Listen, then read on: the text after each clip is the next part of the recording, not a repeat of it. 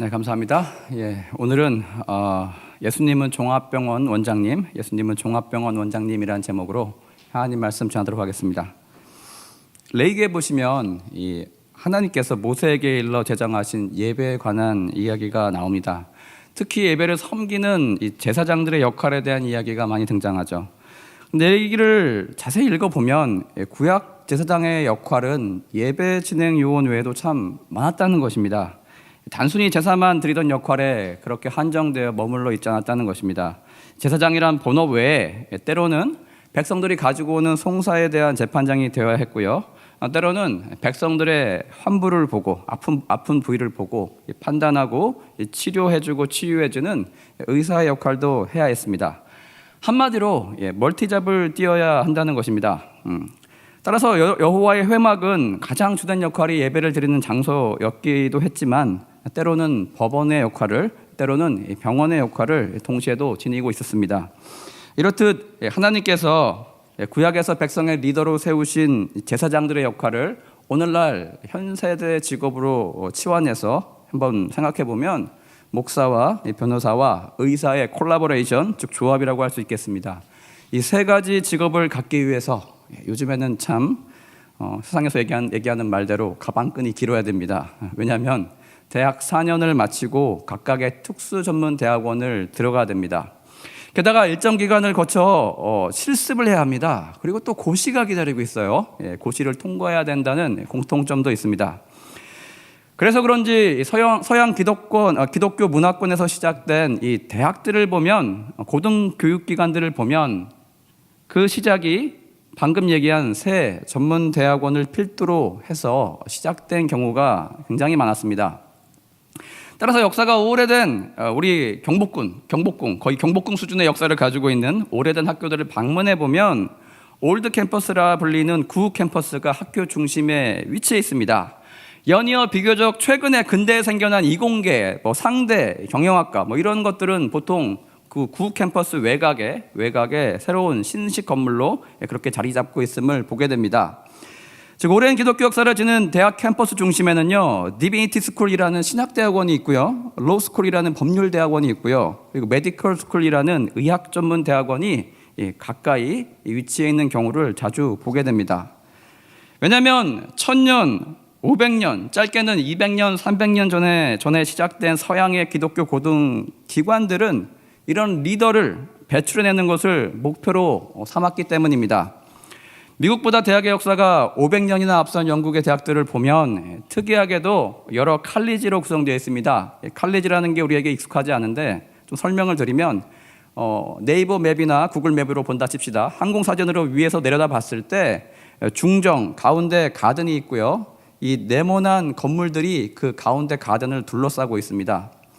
보통 한쪽은요, 수업을 받는 곳이에요. 한쪽은 식당이에요. 한쪽은 도서관입니다. 나머지 한쪽은 뭘까요?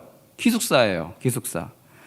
즉 학생들이 공부하는 데 필요한 모든 행동들을 최소한의 동선 내에서 이루어질 수 있게 한 영국민들의 지혜를 엿볼 수가 있습니다. 즉 자고 수업받고 밥 먹고 공부하고 쉬는 것들이 이 네모난 건물에서 다 이루어질 수 있게 그렇게 세팅을 해놨다는 것입니다.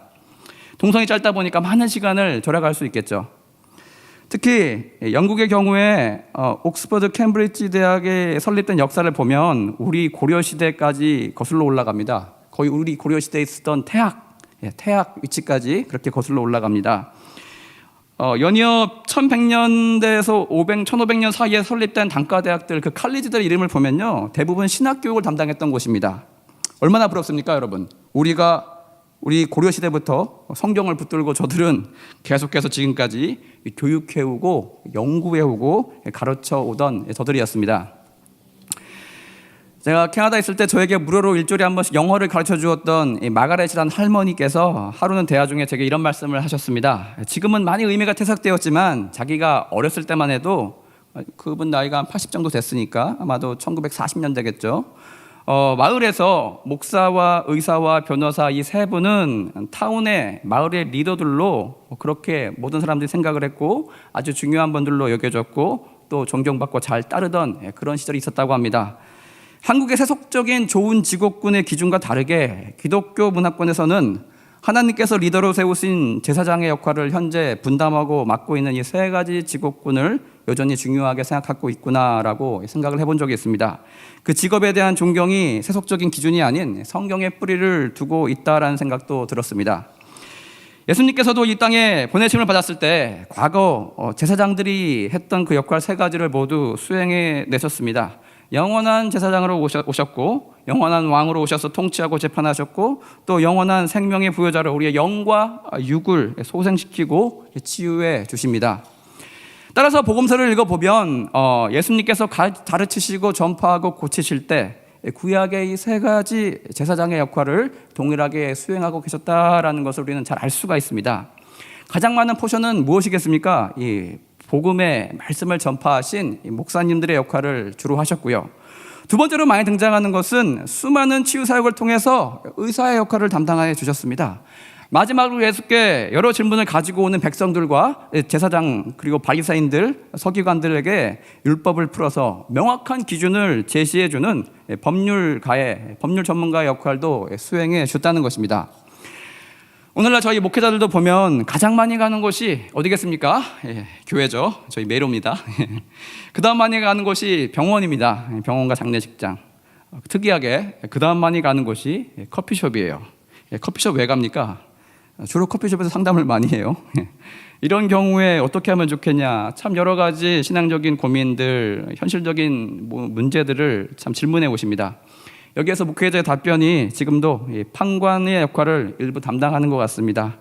또한 여전히 교회에도요, 지금도 치리와 징계라는 절차가 남아 있습니다. 교회 공동체의 말에 순종하지 않는 자들을 권면하고, 그 권면이 통하지 않을 경우에는 공동체로부터 엑스커뮤니케이션이라고 하죠. 심하면 제명까지 시키는 그런 재판관, 판관의 역할을 오늘도 여전히 하고 있습니다. 특히 오늘 본문 보시면 말씀을 가르치는 것 외에 치유 사역에 대한 이야기가 많이 나오고 있어요. 한번 소리내서 한번 다 같이 한번 읽어보겠습니다. 다시 한번 마태복음 4장 23절에서 25절 준비 시작. 예수께서 온 갈릴리에 두루 다니사 그들의 회당에서 가르치시며 천국 복음을 전파하시며 백성 중에 모든 병과 모든 약한 것을 고치시니 그의 소문이 온 수리에 퍼진지라. 사람들이 모든 앓는 자 곧 각종 병에 걸려서 고통당하는 자 귀신 들린 자, 간질하는 자, 중풍병자들을 데리고 그들을 고치시더라. 갈릴리와 데가볼리와 예루살렘과 유대와 요단강 건너편에서 수많은 무리가 따르니라.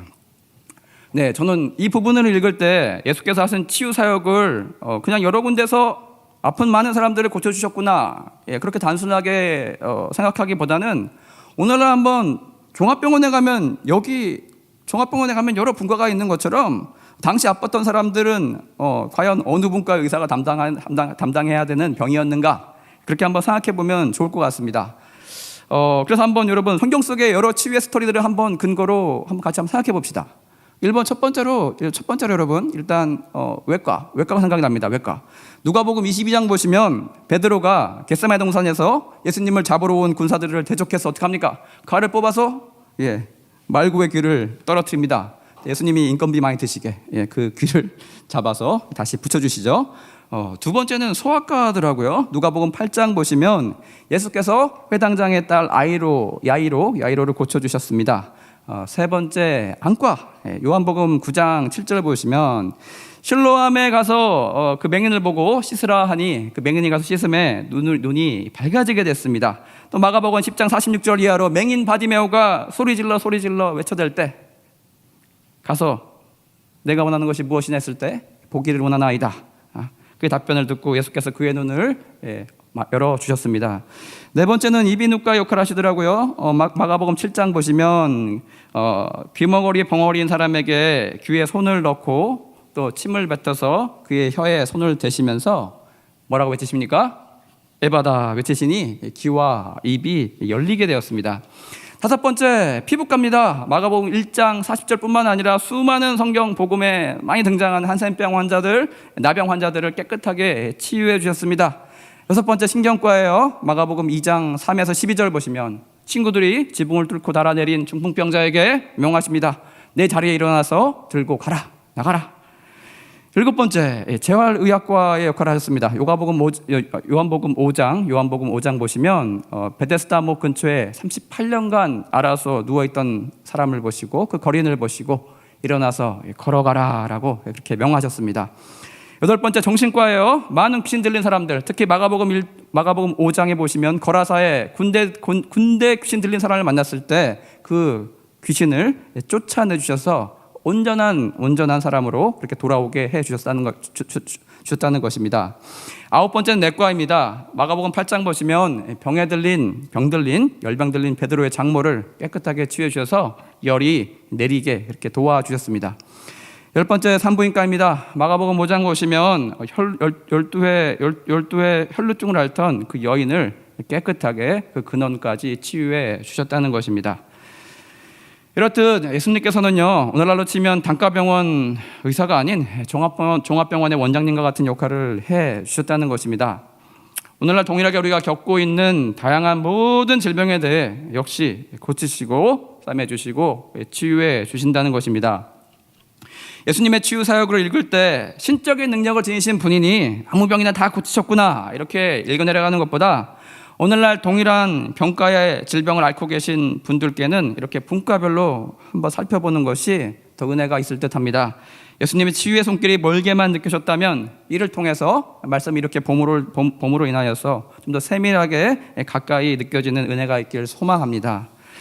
신유사역으로 세계에서 제일 큰 교회를 이루신 여의도 순복음교회 조용기 목사님께서 기도 중에 보시면 머리부터 발끝까지 모든 질병의 이름들을 거의 30가지 이상 이렇게 막 외치시면서 그렇게 기도하실 때 신기하기도 하고 때론 좀 이상하게 다가올 때도 있었습니다. 그런데 오늘 이렇게 예수님의 치유사역을 분류해서 자세히 살펴보니까 그 누구보다 예수님 신유의 사역을 정말 디테일하게 자세하게 세분화해서 그렇게 잘 적용해 하셨음을 알게 되었습니다. 이 목회 사역 가운데 가장 긴급한 기도의 제목이 무엇이겠습니까? 아프다는 거예요. 치유의 기도의 제목들입니다. 또 목회자로서 꼭 가야 되지만 안 갔으면 하는 곳이 병원입니다. 아프신 분들 가서 뵙는 게 참 마음이 어렵습니다. 따라서 예수님의 능력이 우리 가운데 찾아왔으면 좋겠습니다. 모든 병을 고치신 예수 그리스도의 능력이 믿는 모든 자들의 손을 얹고 함께 기도할 때 우리와 함께 해주심으로 약한 자들이, 병든 자들이 다 일어나는 은혜가 있길 소망합니다. 또 전 세계가 겪고 있는 이 전염병에서 우리를 치유해 주시길 소망합니다. 다 같이 우리 예수 나의 좋은 치료자 부르고 기도 한번 나가겠습니다.